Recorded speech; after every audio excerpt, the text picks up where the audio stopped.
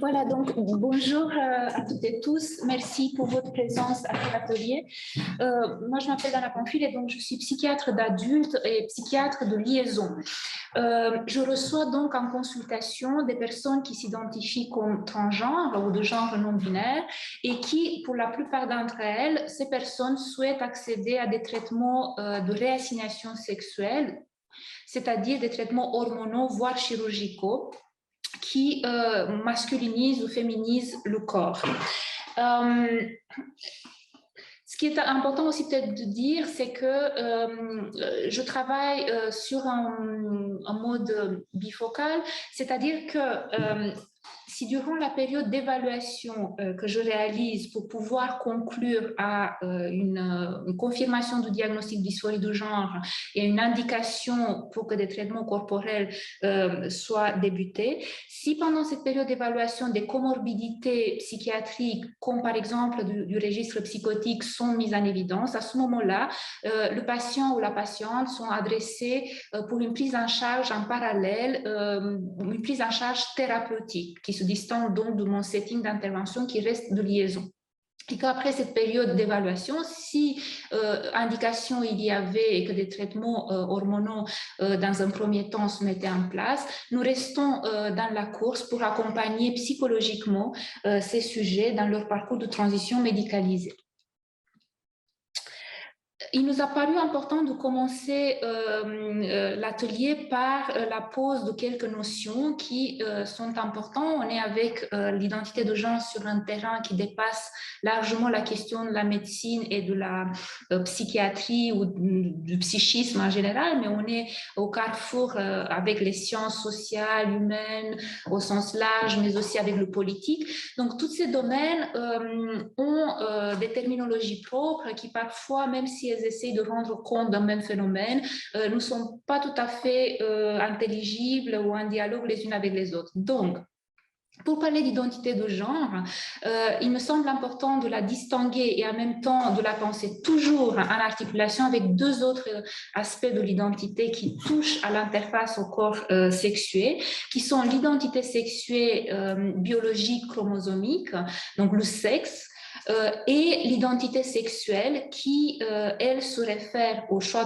d'objets amoureux, donc l'orientation sexuelle. Tout comme l'identité de genre, ces deux aspects se déploient sur un spectre qui quitte de plus en plus dans la culture qui est la nôtre le paradigme de la binarité. L'identité de genre en soi donc, est une constellation finalement faite de plusieurs aspects. On a le vécu subjectif, donc l'expérience subjective de l'individu qui se dit trans et qu'on écoute au travers de son récit, mais on a aussi ce qui est à l'interface avec le socius dans lequel le sujet évolue et qui consiste en ce qu'on appelle l'expression de genre et le rôle de genre, c'est-à-dire la personne va se présenter aux yeux de la société de laquelle il est indissociable, d'une manière qui fait qu'en retour, il va être identifié au travers des valeurs véhiculées au sein de la société même, il va être identifié dans un genre ou dans un autre. Du coup, on peut retrouver dans nos consultations des personnes qui s'identifient comme trans de manière binaire, qui se disent par exemple homme trans ou femme trans. Homme trans désigne une personne née de sexe féminin mais qui se vit comme homme et vice-versa. Et des personnes qui se disent trans non binaires. Et là, on a des multiples identifications qui vont de la non-binarité en passant par la fluidité de genre, par les identités queer ou mi-femme, mi-homme, etc. Bref, chaque jour, on apprend des nouveaux termes. Ce qui est peut-être important de dire, c'est qu'on ne s'attarde pas trop, même si on sait bien que les mots sont importants, qu'ils peuvent blesser, mais ce qui nous importe, c'est de faire décrire l'expérience subjective. On peut retrouver plusieurs personnes qui utilisent le même terme pour se définir et on se rend compte que les expériences subjectives sont très différentes. Donc, on va plutôt s'intéresser à comment la personne se définit au travers du terme. On va essayer de pas trop perdre trop d'énergie à rester sur des termes un peu clichés. Puisqu'on vit un moment historique dans le sens d'un mouvement de dépathologisation qui va vers la dépsychiatrisation et de la dépsychologisation au sens large des phénomènes trans, et que le rôle du psychiatre est interrogé par rapport à cette clinique, il nous semblait important de situer un petit peu le propos, en rappelant que finalement la question de la diversité de genre, oui, elle n'est pas en soi psychiatrique, elle n'est pas psychopathologique. Il y a des sociétés non occidentales qui ont reconnu l'existence des individus fluides dans leur genre de tout temps. Ils leur ont même accordé pour certaines de ces sociétés un rôle politique ou religieux important. Mais qu'au sein de cette population, quand bien même pas tous les individus concernés par la diversité de genre en souffrent, il y a aussi une partie de cette population qui est en souffrance de par ce décalage entre le corps sexué et le vécu subjectif. Et en fonction de l'intensité de cette souffrance, on va distinguer l'incongruence de genre au sens de la nouvelle CIM 11, qui ferait référence plutôt à des sujets qui certes souffrent psychiquement, mais qui arrivent quand même à maintenir un fonctionnement, par exemple psychosocial, tout à fait satisfaisant, mais qui vont quand même demander pour certaines d'entre elles, ces personnes, donc d'accéder à des traitements hormonaux ou chirurgicaux, et qu'au sein de cette population, il y a encore une sous-population qui va présenter une souffrance psychique cliniquement significative au sens où elle va s'apparenter par exemple à une constellation anxio-dépressive qui peut évoquer un diagnostic différentiel de troubles dépressifs majeurs ou d'autres types de troubles anxieux, etc.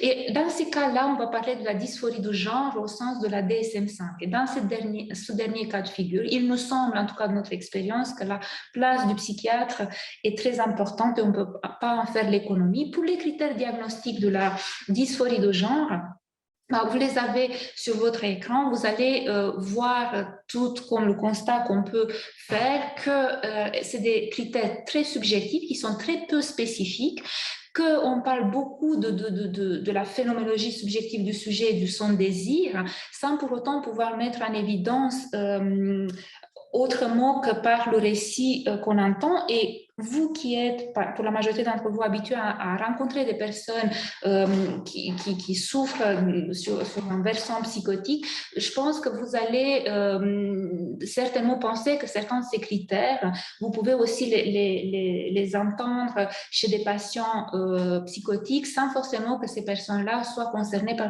une dysphorie de genre au sens des DSM-5. Raison pour laquelle, pour donner du sens à ces critères, on ne peut pas rester collé au diagnostic sans aller plus loin dans finalement l'évaluation d'un côté psychiatrique structuré où on essaye de mettre en évidence des comorbidités, voire des diagnostics différentiels, mais aussi l'être au monde en général de la personne. On va revisiter également toute l'histoire psychoaffective, son développement. On va interroger la petite enfance, l'entrée à l'adolescence, la manière dont la sexuation du corps a été vécue, mais aussi ce que le sujet sait, par exemple, du désir que ses parents avaient pour le genre de leur enfant qu'il était à l'époque. Donc, tout ça pour dire qu'on ne peut pas, en une seule rencontre, comme il nous est parfois demandé, de statuer sur la question diagnostique de dysphorie de genre. On a besoin de temps. Et pour ce qui est des critères diagnostiques, on est aussi dans un domaine où il y a eu énormément d'évolutions sur un temps relativement court. Ce que je voulais mettre en évidence avec ce slide, qui est un peu chargé, mais toutefois, il me semblait important de mettre en parallèle ces diagnostics.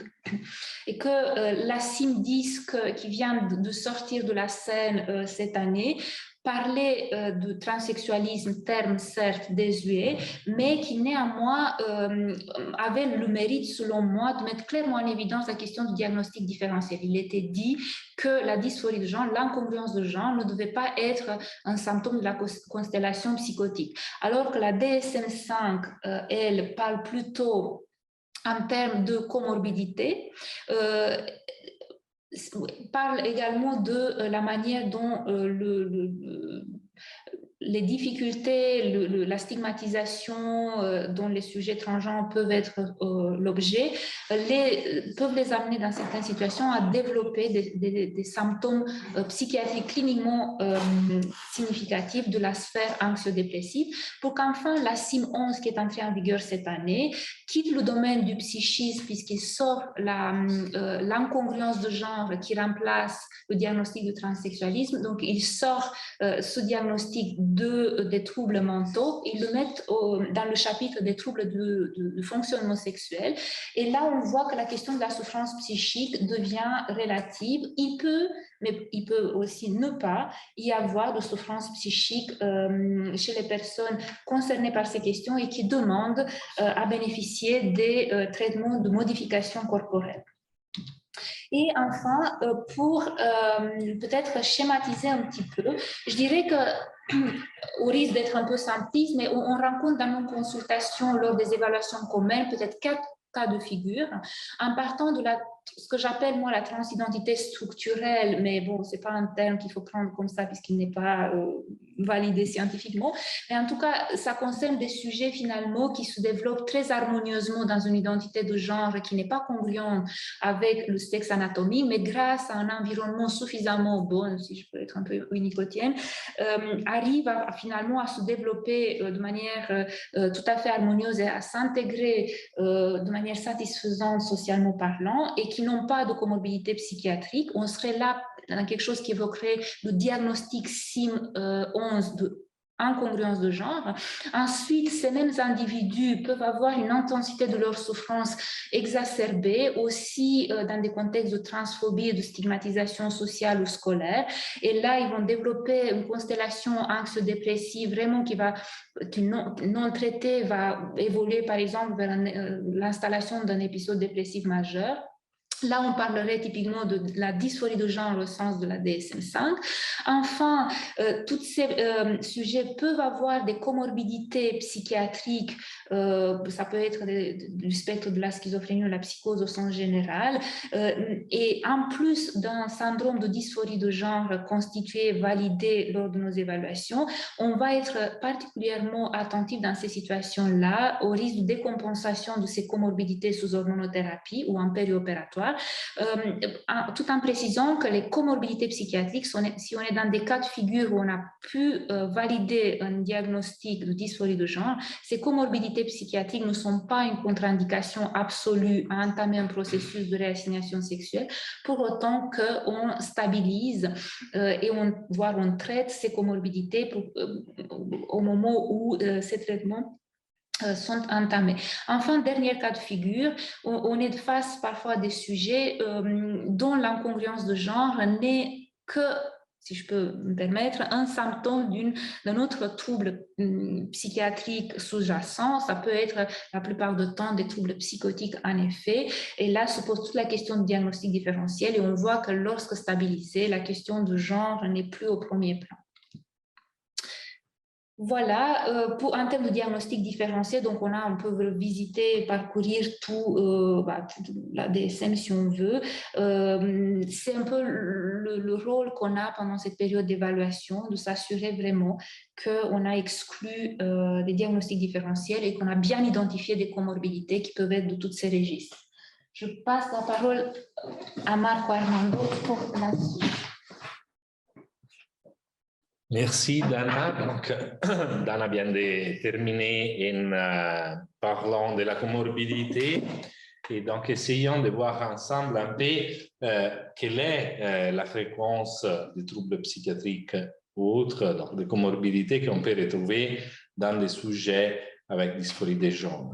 Donc, pour ce qui concerne les différents troubles, il y a un certain nombre de travaux scientifiques qui ont été faits pour investiguer si chez les personnes transgenres, la fréquence des troubles psychiques est plus élevée que chez les personnes cisgenres, plus en général dans la population générale. Et les données nous montrent que chez les transgenres, on peut retrouver des taux plus élevés des troubles d'anxiété, des troubles de l'humeur et notamment des troubles dépressifs mais ce qui est assez étonnant comme chiffre, aussi une augmentation importante des tentatives de suicide. C'est 22 fois plus fréquente de ce qu'on peut retrouver dans la population générale. Ces risques accrus par rapport au développement des troubles psychiques et comorbidité a été, selon les travaux publiés jusqu'à maintenant, attribué à plusieurs facteurs psychosociaux et qui sont assez logiques, assez intuitifs, disons, comme par exemple la stigmatisation, tout ce qui va sur la définition des facteurs de stress social, mais pour lesquels, évidemment, la population transgendre est beaucoup exposée, comme un peu toutes les minorances de différents types. Et les facteurs de stress internalisés, comme par exemple l'autostigmatisation, qu'on peut retrouver assez souvent chez ces personnes, mais aussi l'état de non-affirmation chronique de l'identité sexuelle et la dysphorie de genre en soi jouent sûrement un rôle par rapport à cette prévalence accrue. Mais si on passe plus spécifiquement aux troubles psychotiques, on a beaucoup moins d'évidence scientifique, on a beaucoup moins d'études qui ont investigué la prévalence des troubles psychotiques chez la population transgendre. On a des petites études cliniques, donc avec des petits échantillons où la prévalence va entre les 0,80% et les 3,7%, quand dans la population générale, la prévalence est bien plus bas, on est entre les 0,25 et les 0,5. Si on prend les études épidémiologiques, il y en a très peu, mais là aussi, la prévalence est assez variable, bien plus importante. Cette variabilité, comme vous pouvez voir, on va de 3% de certaines études jusqu'à environ les 50%. Donc, en résumé, on peut dire qu'il y a sûrement, toutes les études montrent une augmentation du risque psychotique, des troubles psychotiques chez les transgenres comparé à la population générale et aux cisgenres, mais que ces études ont une telle variabilité qu'il faut encore vraiment comprendre cette prévalence, où elle se situe et quelles sont ses causes.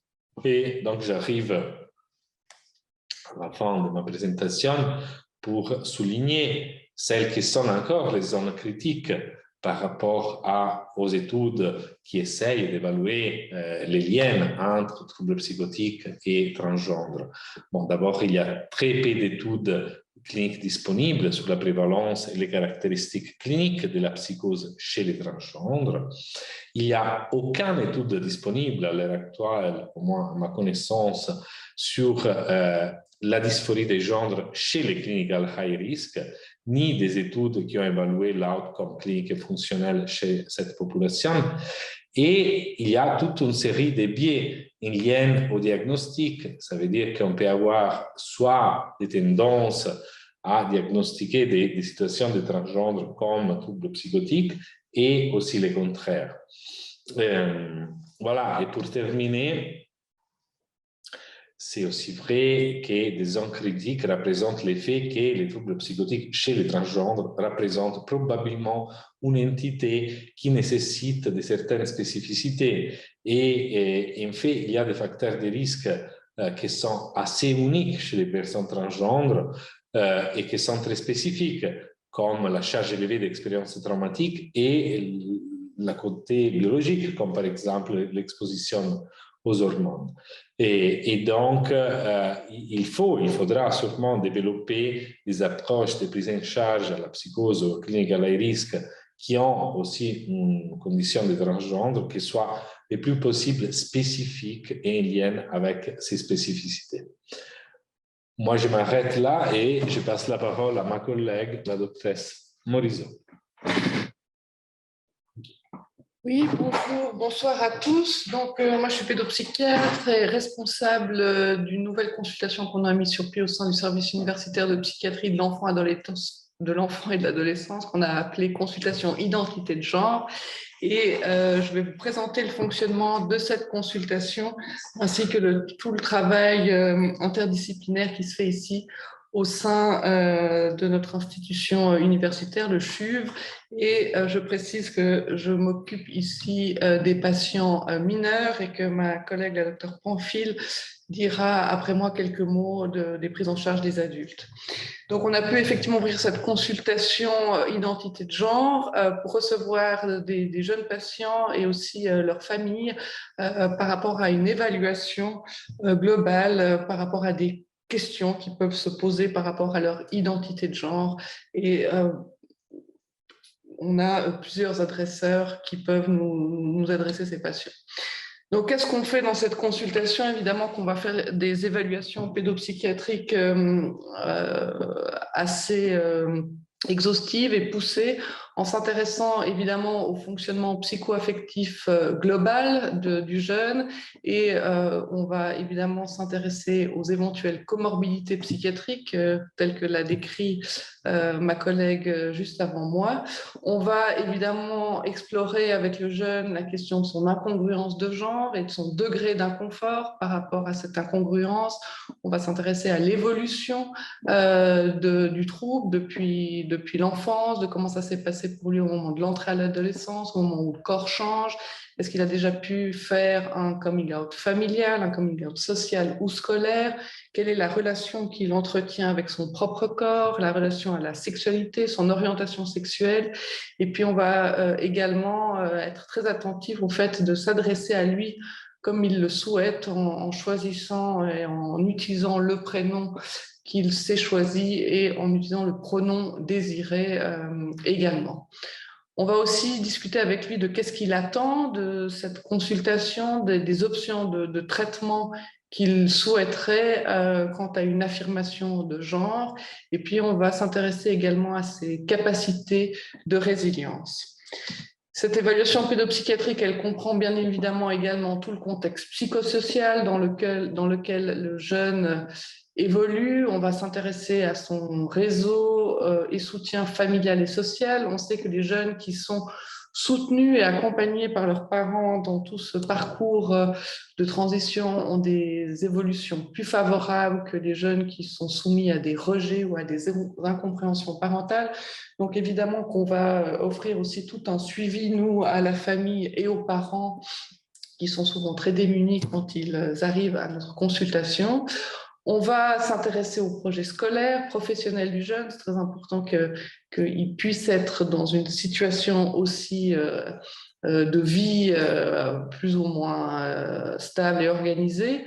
On va travailler aussi toutes les questions de fertilité, de désir de parentalité. Alors là, c'est une gageure avec des jeunes entre 14 et 16 ans d'aborder ces questions-là parce qu'ils sont évidemment extrêmement loin de ces questions. Mais on se doit de pouvoir en discuter puisque, on le sait, certains traitements hormonaux vont mettre à mal les capacités de fertilité dans le futur. Et puis, grand point extrêmement important dans cette clinique, c'est d'évaluer la capacité de discernement que présente le jeune, en évaluant notamment les comorbidités qui pourraient mettre à mal cette capacité de discernement, parce qu'on doit s'assurer que le jeune a bien conscience des conséquences éventuelles que pourraient avoir les étapes de la transition médico-chirurgicale. On va, après la période d'évaluation, et si on estime qu'il y a une indication à aller de l'avant avec des suivis médicaux, hormonaux, on va continuer à suivre le jeune et la famille au fil de ces étapes de transition.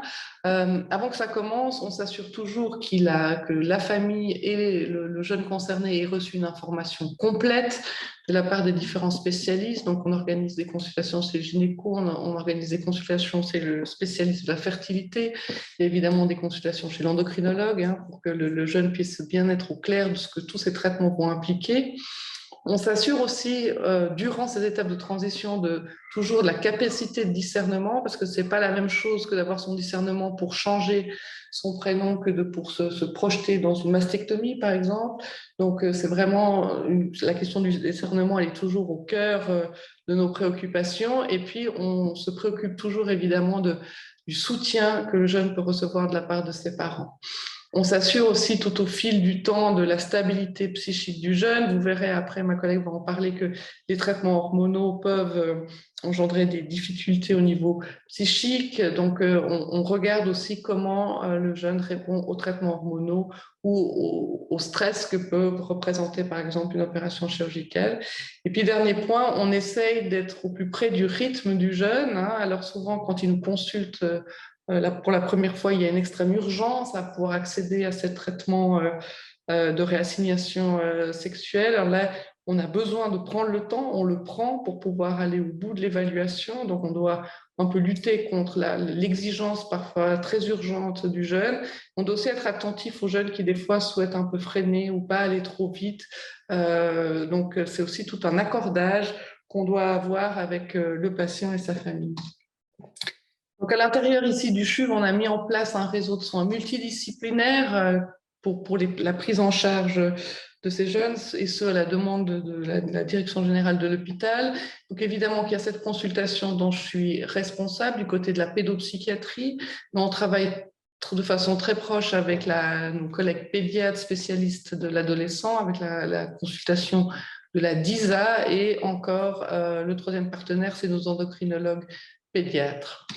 Donc, tout ce petit monde se situe au sein du CHUV, et puis il y a différentes portes d'entrée possibles pour les patients qui peuvent soit entrer du côté pédiatrique ou directement chez nous en pédopsychiatrie, et puis c'est plus rare qu'ils arrivent directement en endocrinologie pédiatrique.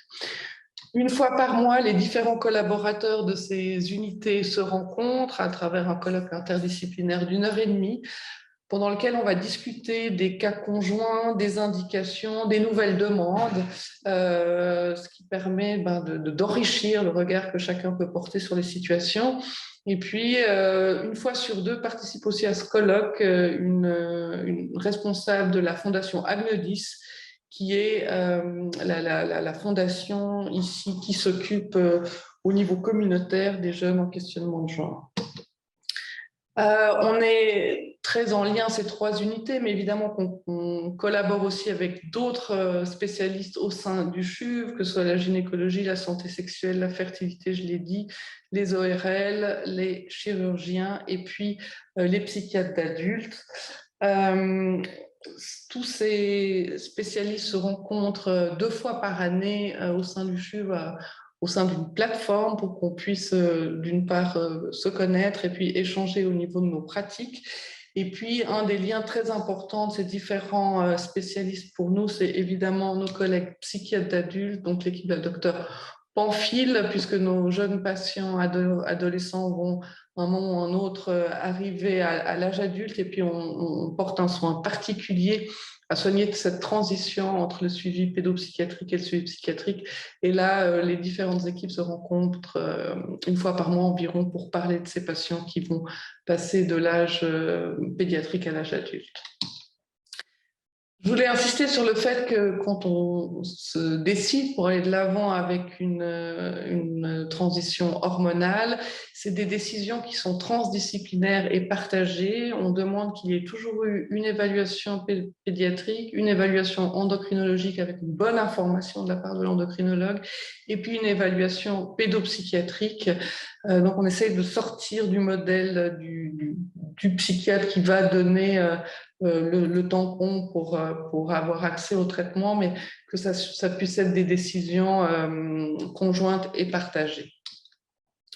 On travaille évidemment avec tout le réseau extérieur, donc tous nos collègues psychiatres, psychologues, pédiatres installés en libéral. On travaille aussi également beaucoup avec l'école, avec le monde social et les associations. Voilà, j'en ai fini pour le côté des adolescents. Je passe la parole à ma collègue pour la suite. Merci. Alors, du côté adulte, donc toujours au sein du CHUV, nous collaborons avec les diverses spécialités concernées par le parcours de transition. Ce qui est différent par rapport à nos collègues pédopsychiatres, c'est que pour les adultes, notre consultation de liaison pour la dysphorie de genre représente l'unique porte d'entrée, puisque telle est la volonté des collègues endocrinologues et des collègues chirurgiens, qui peut être plus ou moins critiquable, mais des alternatives de suivi existent toujours dans des réseaux privés. Le parcours classique d'une transition de genre médicalisée, je répète, au sein du CHUV, consiste en une première évaluation réalisée par nos soins, une évaluation qui va durer plus ou moins en fonction du profil et des spécificités de chaque personne. Cette période d'évaluation initiale nous permet en effet d'écarter des diagnostics différentiels qui pourraient s'exprimer donc par une incongruence de genre sans qu'il ne s'agisse d'un syndrome de dysphorie de genre au sens de la DSM-5 et qui donc pourrait être traité, aurait une bonne indication pour des traitements hormonaux. C'est aussi l'occasion de rencontrer la personne avec son entourage, même si c'est des adultes, on insiste beaucoup à ce qu'on puisse, les jeunes adultes les rencontrer avec leurs parents, mais aussi les personnes plus âgées, enfin plus avancées dans l'âge, les rencontrer avec leurs enfants, qui de plus est parfois mineurs, etc. Et au thème de cette période qui s'étend en général sur plusieurs mois, dire aussi que si pendant cette période nous mettons en évidence des comorbidités psychiatriques, on va adresser nos patients vers un consilium spécialisé. Dans le cas de la psychose, c'est un consilium par exemple au programme type, et on demandera qu'un suivi thérapeutique se mette en place en parallèle de notre intervention, qui reste une intervention de psychiatrie de liaison, aussi avec tous les enjeux décisionnels finalement qui empiétraient sur un espace de parole libre que les patients ont le droit d'avoir dans d'autres settings. Si au thème de cette évaluation, nous retenons une indication, ou plutôt nous excluons des contre-indications psychiatriques à débuter une hormonothérapie, nous adressons nos patients vers le service d'endocrinologie. Et dans le cas des patients concernés par la psychose, il n'est pas rare qu'on les accompagne lors de ces entretiens, des premiers entretiens d'information avec les endocrinologues, mais aussi en même temps, enfin à peu près à la même période, on va organiser un entretien en médecine de la fertilité pour que ces sujets de potentielle perte de la capacité reproductive dans le sexe biologique puissent être abordés. Ce qui nous permettra dans un deuxième temps d'évaluer la capacité de discernement par rapport aux différentes interventions qui peuvent être envisagées, mais aussi aux risques auxquels ces personnes s'exposent. Et ensuite, les endocrinologues donc vont de l'avant avec le traitement hormonal. Le traitement hormonal met en général 3 à 6 mois pour manifester les premiers effets de masculinisation ou féminisation, mais il est nécessaire habituellement 2 jusqu'à 5 ans pour pouvoir obtenir, entre guillemets, le maximum de féminisation ou de masculinisation en fonction du terrain génétique de chaque personne. Ce qui nous permet aussi, souvent, cette temporalité de confirmer rétrospectivement l'indication, parce que, bien évidemment, si on était dans une bonne indication, et ce qui est la plupart du temps le cas, puisqu'on aurait pris le temps d'évaluer, si l'indication au traitement de réassignation hormonochirurgicale est bonne, on va voir la dysphorie de genre diminuer au fur et à mesure que le traitement endocrinologique avance. Nous restons donc dans la course et évaluons régulièrement nos patients de point de vue psychologique.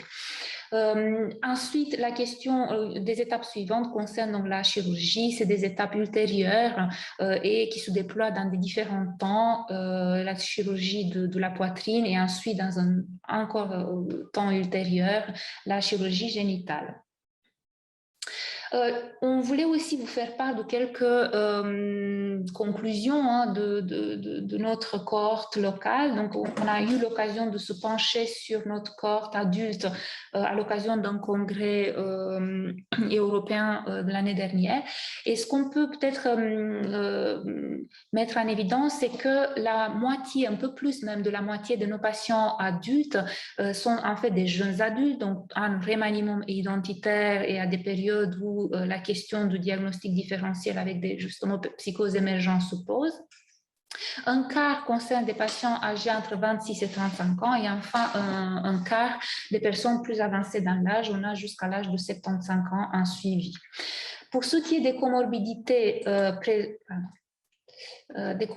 présentes, peut-être commencer par dire que notre corps n'est de loin pas représentatif de toute la population transgenre suivie dans la Suisse latine, puisqu'il y a tout un réseau aussi privé, mais certes qu'il y a certainement un biais de sélection pour ce qui est du CHUV, puisque probablement on voit des patients qui ont un degré de comorbidité plus important, des fragilités psychiatriques, de fragilité psychique au sens général bien présente. Dans notre cohorte, 3/4 de nos patients présentent au moins une comorbidité psychiatrique. Donc, je rappelle, est suivi dans un setting bifocal par des collègues des unités spécialisées du département de psychiatrie ou des psychiatres privés. La plupart du temps, il s'agit de troubles de la personnalité, 32%, mais aussi pour ce qui est de la psychose, on a un taux assez élevé par rapport à la population générale et à la population des patients trans décrits dans les études qui est de 12%. Des conditions neurodéveloppementales dans lesquelles on a inclus dans notre étude les TSA, TADA et la limitation intellectuelle. Enfin, des consommations de substances et troubles de comportement alimentaire également. Il est important aussi de mentionner que l'hormonothérapie masculinisante et féminisante ont des effets sur le psychisme, des effets qui s'expriment en fonction du terrain de chaque personne et de sa constellation finalement individuelle. Mais ce qui est décrit dans la littérature et ce qu'on observe parfois dans nos suivis, c'est qu'avec l'hormonothérapie masculinisante qui consiste en l'administration de la testostérone, il y a quand même un risque de décompensation psychotique nouvelle chez des personnes qui sont connues déjà pour un trouble du spectre de la schizophrénie ou de conversion d'un ultra high risk vers une psychose manifeste.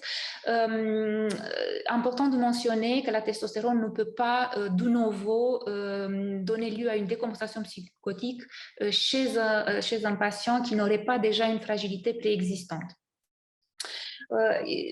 Toujours la testostérone peut précipiter l'installation d'un nouvel épisode maniaque chez des patients bipolaires ou schizoaffectifs, de même qu'un impact sur la labilité émotionnelle, particulièrement chez des patients avec des troubles de la personnalité de cluster B, avec augmentation de l'impulsivité et aussi un effet sur la libido, dans le sens d'une augmentation avec la testostérone qui peut être à l'origine des difficultés relationnelles, raison pour laquelle souvent ces patients, on les reçoit avec leur partenaire. Pour l'hormonothérapie féminisante, c'est un peu plus complexe parce qu'en plus de l'estrogène, il s'agit également de bloquer les récepteurs à la testostérone. Donc, du coup, il y a une synergie de ces deux traitements qui se manifestent également au niveau psychique, avec surtout un risque de recrudescence dépressive chez des personnes connues pour un trouble thymique récurrent uni ou bipolaire, une labilité émotionnelle également, une diminution par contre de l'impulsivité chez des patients état limite par exemple, et une diminution de la libido qui peut être plus ou moins bien vécue par les personnes concernées. En conclusion, ce qui est important de dire, c'est que les comorbidités psychiatriques, si on a bien mis en évidence un syndrome de dysphorie de genre et qu'on est dans ce cas de figure, mais que des comorbidités psychiatriques, il devait y en avoir, elles ne représentent pas une contre-indication absolue à ce que des traitements hormonaux, voire plus tard chirurgicaux, se mettent en place, pour autant que la comorbidité soit suffisamment stabilisée, voire traitée. Et que durant toute la période de la transition, le suivi psychiatrique de liaison, en tout cas, doit se poursuivre. Et si des comorbidités, il devait y en avoir, un suivi bifocal avec un espace thérapeutique pour offrir les meilleurs soins possibles à ces personnes en transition. Merci.